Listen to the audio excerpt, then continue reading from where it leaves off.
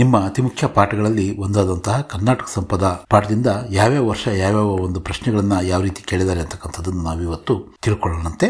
ಮೊದಲನೇ ಪ್ರಶ್ನೆ 1 ಅಂಕದ ಪ್ರಶ್ನೆ ನೋಡ್ರಿ. ಕರ್ನಾಟಕ ಕಿ ಪಶ್ಚಿಮ ದಿಶಾ ಮೇ ಕೌನ್ ಸಿ ಪರ್ವತಮಾಲಾಯೇ ಶೋಭಾಯಮಾನ ಹೈ ಅಂತ 2015ರಲ್ಲಿ ಕೇಳಿದ್ರು.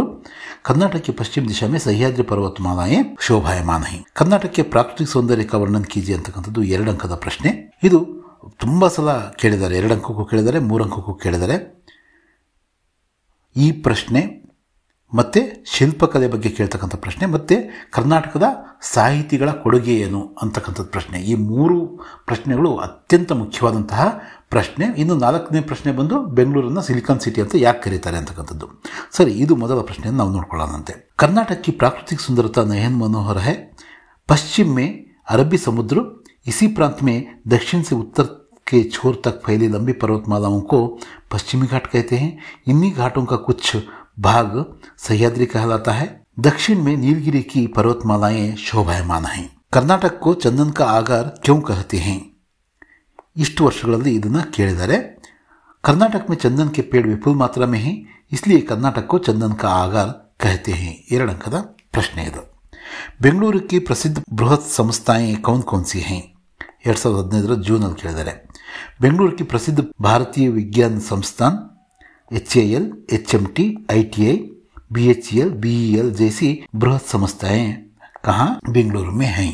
कर्नाटक के किन साहित्यकारों को ज्ञानपीठ पुरस्कार प्राप्त हुआ है? ಇದನ್ನು ನಾವು ಇನ್ನೊಂದು ಪ್ರಶ್ನೆಯಲ್ಲೂ ಕೂಡ ನಾವು ಚರ್ಚೆ ಮಾಡೋಣ ಅಂತ ಇಲ್ಲಿ ಹೇಳ್ಬಿಡೋಣ. ಕರ್ನಾಟಕ ಸಾಹಿತ್ಯಕಾರರು ಕುವೆಂಪು, ದ.ರಾ ಬೇಂದ್ರೆ, शिवराम कारंत, मास्ती वेंकटेश अयंगर, विक्रु गोकाक, यू आर अनंतमूर्ति, गिरीश कार्नाड और चंद्रशेखर कंबर जी को ज्ञानपीठ पुरस्कार से अलंकृत हैं. नदियों पर जलाशयों के क्या लाभ है ಅಂತ ಕೇಳಿದ್ದಾರೆ.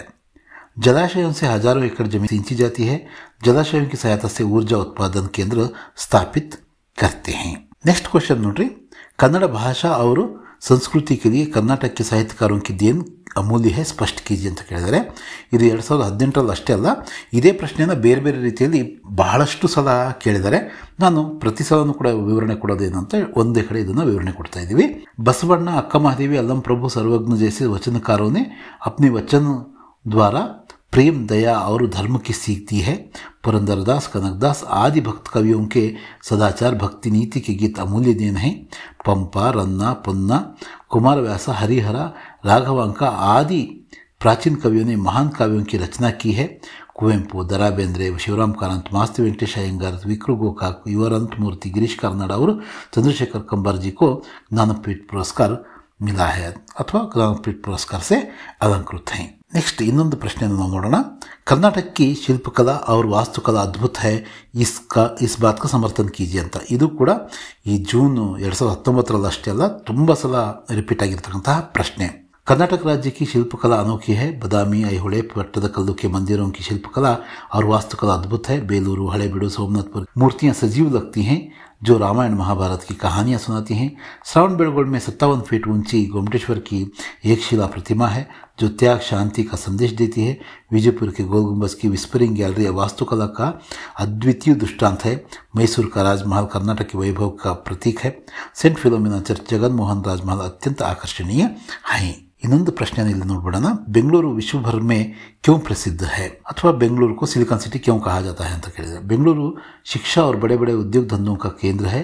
यहाँ देश विदेश के लोग आकर बस गए हैं. यहाँ प्रसिद्ध भारतीय विज्ञान संस्थान HAL, HMT, ITI, BHEL, BEL जैसी बृहत संस्थाएं हैं. इसे सिलिकॉन सिटी भी कहते हैं. ಇಷ್ಟನ್ನು ನಾವು ಬರೆದು ಈ ಒಂದು ಮುಖ್ಯವಾದಂತಹ ಪ್ರಶ್ನೆಗಳ ಬಗ್ಗೆ ನಾವು ಈಗಾಗಲೇ ಚರ್ಚೆ ಮಾಡಿದ್ವಿ. ಆ ಪ್ರಕಾರ ಇವುಗಳನ್ನ ನಾವು ಏನು ಮಾಡಬೇಕು, ಅಭ್ಯಾಸ ಮಾಡಬೇಕು. ತುಂಬ ಮುಖ್ಯವಾದಂತಹ ಪಾಠ. ಮುಂದಿನ ಪಾಠದೊಂದಿಗೆ ಮತ್ತೆ ಭೇಟಿಯಾಗೋಣ. ಧನ್ಯವಾದಗಳು.